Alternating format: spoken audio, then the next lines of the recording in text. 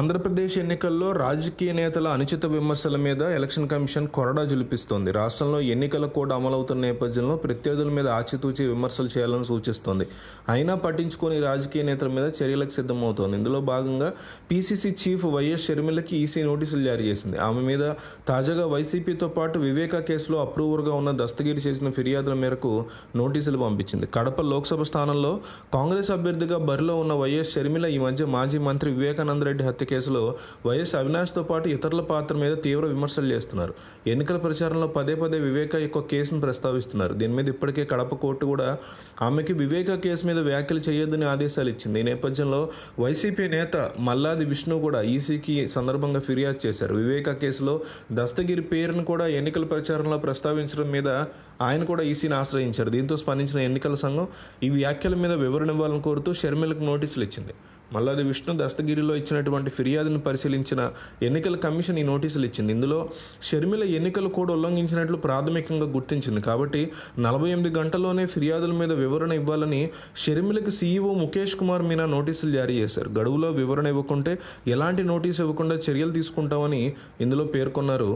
అయితే ఆంధ్రప్రదేశ్ రాష్ట్రంలో అసెంబ్లీ ఎన్నికలతో పాటు పార్లమెంట్ ఎన్నికలు కూడా జరుగుతున్నాయి. ఇక ఏపీ ఎన్నికలకు సంబంధించి ప్రచార పర్వాన్ని అన్ని రాజకీయ పార్టీలు దూకుడుగా కొనసాగిస్తున్నాయి. మళ్లీ అధికారం దక్కించుకోవాలని వైఎస్ జగన్మోహన్ రెడ్డి వ్యూహాత్మకంగా అడుగులు వేస్తున్నారు. జగన్ ఈసారి ఓడించడమే లక్ష్యంగా ప్రతిపక్ష పార్టీలన్నీ పావులు కదుపుతున్నాయి.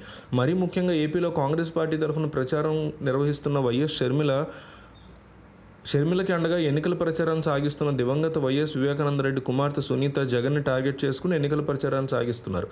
కడప ఎంపీగా ఎన్నికల బరిలో దిగిన షర్మిల కోసం ఎన్నికల ప్రచారాన్ని సాగిస్తున్న సునీత వైఎస్ వివేకానందరెడ్డి హత్య కేసును పదే పదే తన ప్రసంగాల్లో ప్రస్తావిస్తున్నారు.